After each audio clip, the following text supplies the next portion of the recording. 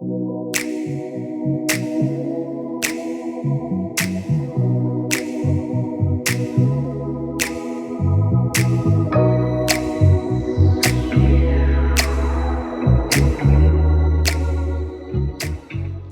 guys, I am Divya and welcome to my Japan Diaries, and today is day 2 of our Tokyo trip, and today we'll be exploring parts of Ginza, Ueno, then Asakusa, then Akihabara. तो अभी हम सबसे पहले, क्योंकि ये हमारा hotel है अमानिक hotel which is in Ginza itself, और यहाँ से अभी हम जाएंगे सबसे पहले ब्रेकफास्ट करने, and then after that metro पकड़ेंगे जो यहाँ पे सबवे होता है, सबवे पकड़ेंगे एंड देन हम एक्सप्लोर करेंगे फिर सारी चीज़ें। तो चलो चलते हैं।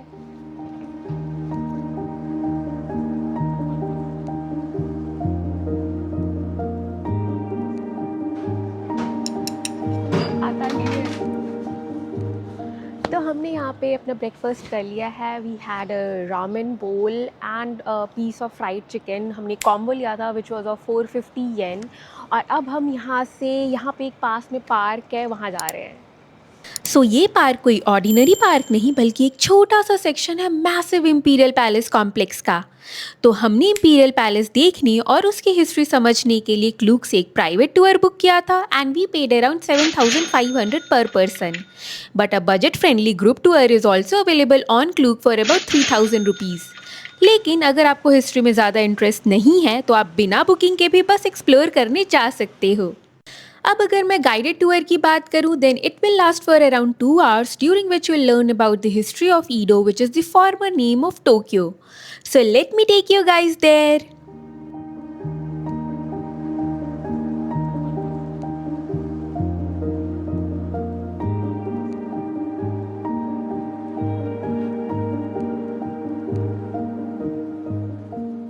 इस टूर में आप देखेंगे ईडो कैसल जिसे 15th सेंचुरी में एक प्रोमिनेंट जापानीज सामुराई ने बनवाया था, and then during the Tokugawa shogunate period it became the centre of Japan's feudal system and they ruled from here for nearly 250 years till the 19th century.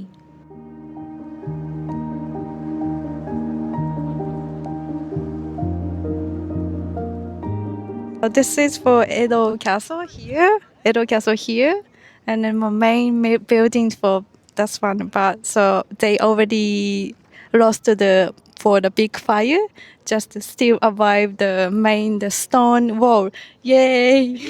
Late 19th century में Japan के emperor Meiji ने feudal system को replace करके एक imperial system establish किया, and this was the time when the imperial palace was established, Edo was renamed Tokyo and the capital was officially shifted from Kyoto to Tokyo.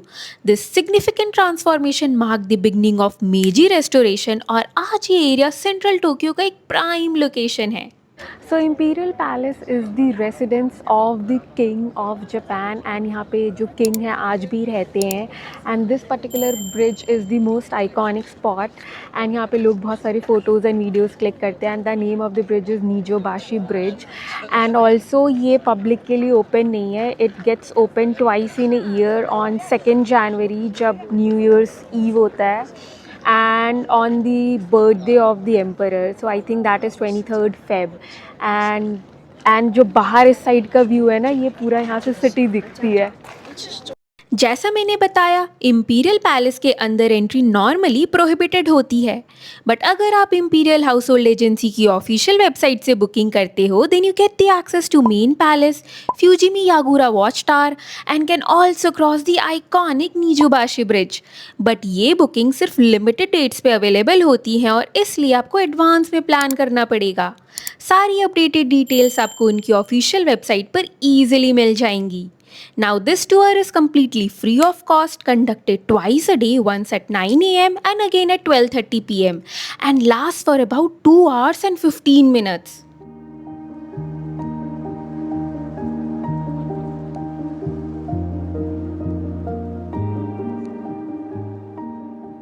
ईडो castle और imperial palace के पास ही 3 major gardens भी हैं जिसमें east garden is very popular. यहाँ भी आप ज़रूर आना एक अच्छा टाइम स्पेंड करने के लिए।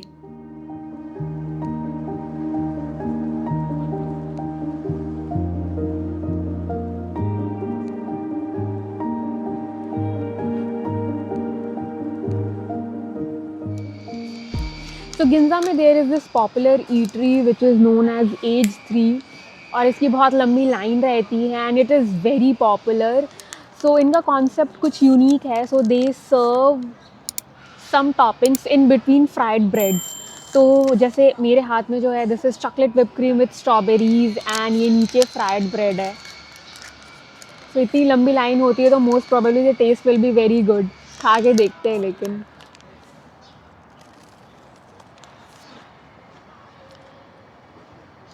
अच्छा है. एंड ये कुछ अराउंड 800 येन का है. जब हम ऑर्डर कर रहे थे तब काफ़ी कंफ्यूज हो गए थे कि क्या ऑर्डर करें. Then we notice that the menu had top picks marked, so we decided to try the top 3 items from there और सीरियसली टेस्ट एकदम ज़बरदस्त था. Egg, strawberry and chocolate and custard. इसलिए मैं डेफिनेटली बोलूँगी कि आप यहाँ ज़रूर आना. बस जब भी आओ तो थोड़ा पेशेंस और टाइम लेके आना, as there is not just crowd inside but you will usually find a long queue outside. And just a heads up, it's a take away only place with no seating arrangements.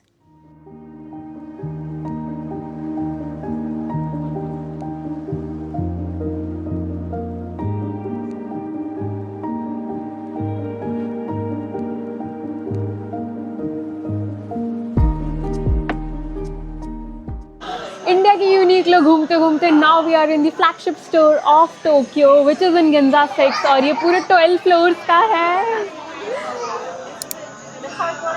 सो जब हम यहाँ आए store काफ़ी ज़्यादा crowded था, इतना कि properly walk करना भी मुश्किल हो रहा था. इसलिए हमने यहाँ ज़्यादा टाइम स्पेंड नहीं किया और कुछ लिया भी नहीं. उसके बाद हम निकल गए नाइकी स्टोर की तरफ क्योंकि जापान शूज़ के लिए काफ़ी पॉपुलर है. बट ऑनेस्टली कलेक्शन ऑलमोस्ट वही था जो इंडिया में मिलता है. फिर थोड़ा आसपास और एक्सप्लोर करने के बाद हम अपनी नेक्स्ट लोकेशन के लिए निकल गए.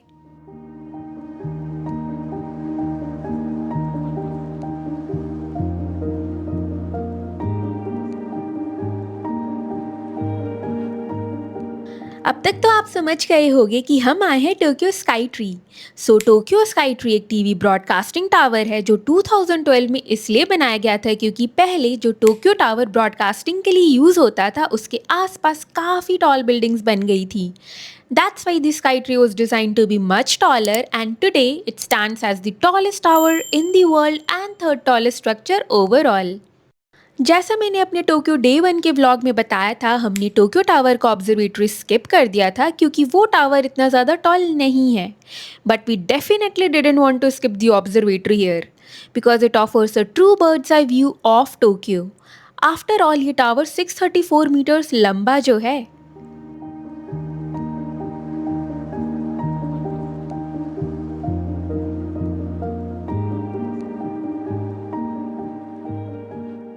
सो इसकी ऑब्जर्वेटरी तक जाने के लिए आपको एक हाई स्पीड एलिवेटर में चढ़ना होता है जो खुद में ही एक यूनिक एक्सपीरियंस है क्योंकि ये बहुत फास्ट है. And in just a few seconds you reach the observatory.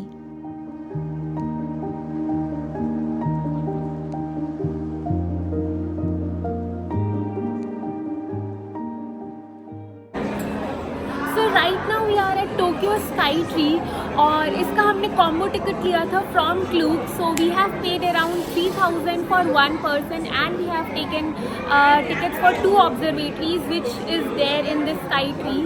सो पहला ऑब्जर्वेटरी है आपका 350 मीटर्स पे, उसको टेम्बो डेक बोलते हैं. And the second observatory is at 450 metre, उसका है Galleria deck.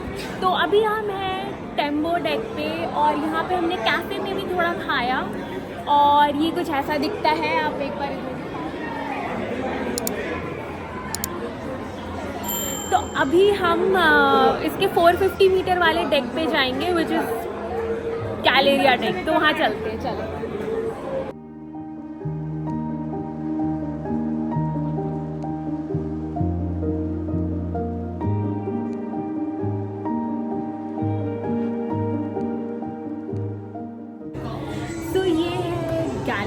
Deck and comparatively to Tembo Deck there are less people over here but the view from this place is seriously amazing. एक बार इधर दिखाओ.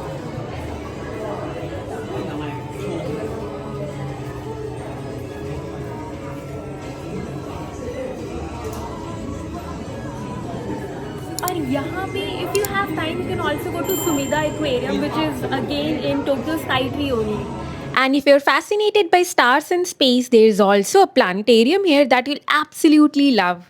इसके साथ साथ यहाँ से जब आप एग्जिट करोगे तो एक पॉइंट पर आपको ग्लास फ्लोर्स मिलेंगे through which you can clearly see the roads below.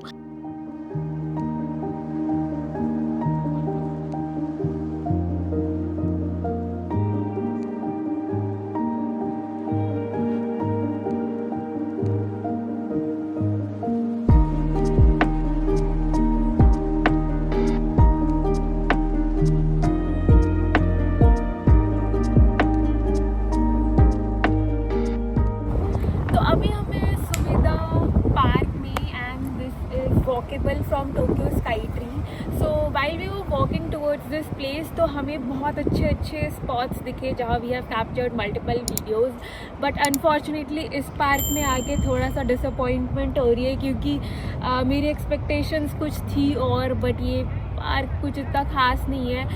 सकुराज भी नहीं है यहाँ पे. तो यहाँ पे इन्होंने मुझे बोला था कि दिस इज़ सकूरा पार्क और यहाँ पे आप देखो सकूरा का क्या हाल हो रखा है. साकुरा ही नहीं है यहाँ पे. But one thing that I really liked about this place कि यहाँ से जो टोक्यो स्काई ट्री है ना इसका व्यू बहुत अच्छा है, बहुत ही ज़्यादा प्यारा है. So this is the only plus point of this park. क्योंकि टोक्यो में करने के लिए इतना कुछ है और हम सिर्फ 4 दिन के लिए आए थे तो ऑब्वियसली हमें काफ़ी सारी चीज़ें स्किप करनी पड़ी. But if you're visiting for a longer duration, you can definitely explore Imado Shrine, which is located at one end of the park. From there, you can head towards Sensoji Temple and finally to Ueno Park, which is situated at the other end. इन तीनों में यूएनो park और Sensoji temple popular tourist spots हैं. Sensoji temple एक famous Buddhist temple है और वहाँ से भी आपको टोक्यो स्काई ट्री का एक बहुत ही प्यारा सा व्यू मिलेगा. अब यूएनो पार्क की बात करूँ then it's a must visit spot. In fact हमें भी सुमिदा पार्क की जगह यूएनो पार्क ही जाना चाहिए था. It's much bigger, offers a similar view of the Sky Tree and also has the Ueno zoo and the Tokyo National Museum inside. लेकिन time constraint की वजह से अनफॉर्चुनेटली हम नहीं जा पाए और अकीहाबारा के लिए निकल गए.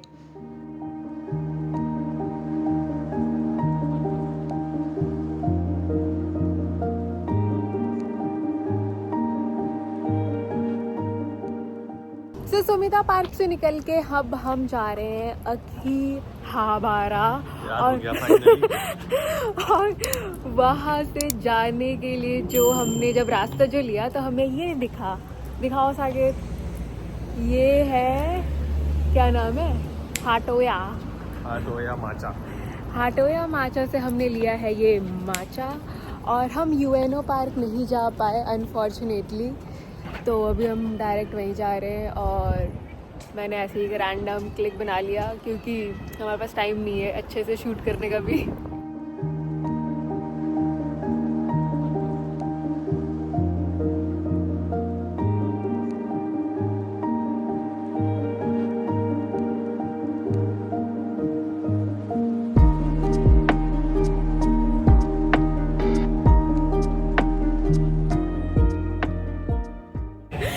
Right now we are at Akihabara जैसे मैंने बताया था and we are going to Akihabara Kaikan which is a 10-floor building specifically for anime lovers और यहाँ आपको सारे anime merchandise मिलेंगे. By the way this place is the mecca of anime fans. तो मैं इतनी बड़ी फ़ैन नहीं हूँ, मेरे हस्बैंड हैं, उन्होंने बचपन से बहुत सारे एनिमेज देखे हैं और वो क्रेज़ी है मतलब थोड़ा. मैं बस यहाँ के एम्बियंस, लाइटिंग और इन सब को देख के थोड़ा एक्साइटेड हूँ. तो अभी हम जहाँ जा रहे हैं रेडियो काइकन वहाँ चलते हैं. अगर आपको यहाँ आना है तो थोड़ा टाइम से आ जाना क्योंकि रेडियो काइकन एग्जैक्टली 8 बजे क्लोज हो जाता है. Now this iconic shopping complex is filled with anime, manga and collectible stores offering everything from rare figures to the latest merchandise. हमने यहाँ काफ़ी अच्छा टाइम स्पेंड किया, दो हमने कुछ ख़रीदा नहीं क्योंकि हमने ऑलरेडी प्लान बनाया हुआ था कि शॉपिंग पोकेमॉन सेंटर से ही करेंगे. After that, we enjoyed the neon-lit streets and vibrant lights of Akihabara and then headed to a restaurant right next to Radio Kaikan for dinner.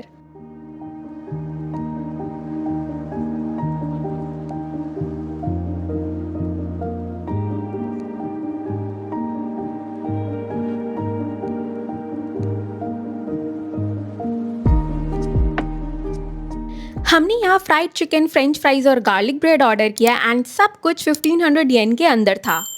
After our dinner here, we wrapped up our day. Now I hope you found something useful in this video. If yes, then don't forget to subscribe to my channel for more food and travel related content. And yes, stay tuned for Tokyo Day 3.